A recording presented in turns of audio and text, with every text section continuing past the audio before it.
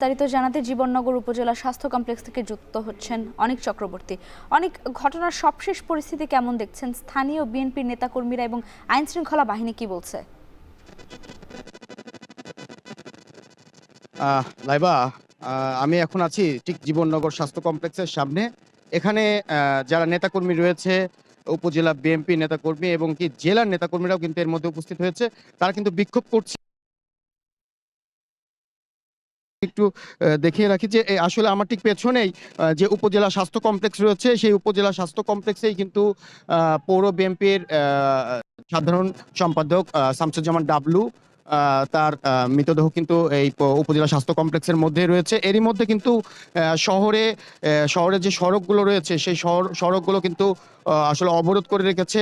গাছের গুড়ি আসলে ফেলে রেখেছে স্থানীয় নেতাকর্মীরা, এবং তারা কিন্তু বিক্ষোভ চলাকালীন সময় আমার বেশ কিছু নেতাকর্মীর সাথে কথা হয়েছিল। তারা বলছে যে যতক্ষণ না পর্যন্ত আসলে প্রশাসনের ঊর্ধ্বতন কর্মকর্তারা এখানে উপস্থিত না হবে এবং তারা তারা আশ্বাস না দেবে, এবং সেনাবাহিনী যারা অভিযান পরিচালনা করছিল গতকাল রাতে, তারা কিন্তু এখন পর্যন্ত উপজেলা স্বাস্থ্য কমপ্লেক্সের মধ্যেই বিক্ষোভ যারা করছে তারা অবরুদ্ধ করে রেখেছে।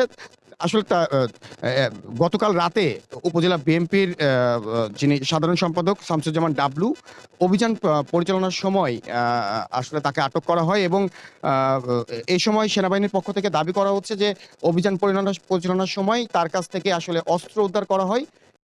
অস্ত্র উদ্ধারের এক পর্যায়ে তাকে জিজ্ঞাসাবাদের কালে তিনি আসলে স্ট্রোক করেন।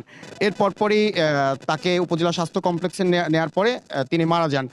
এছাড়া উপজেলা বিএনপির বেশ কিছু নেতাকর্মী তারাও অভিযোগ করছে যে শামসুজ্জামান ডাবলুকে সেনাবাহিনী কর্তৃক আসলে নির্যাতনের করা হয় এবং ব্যাপক মারপিটের কারণেই তিনি আসলে এই মারা যান।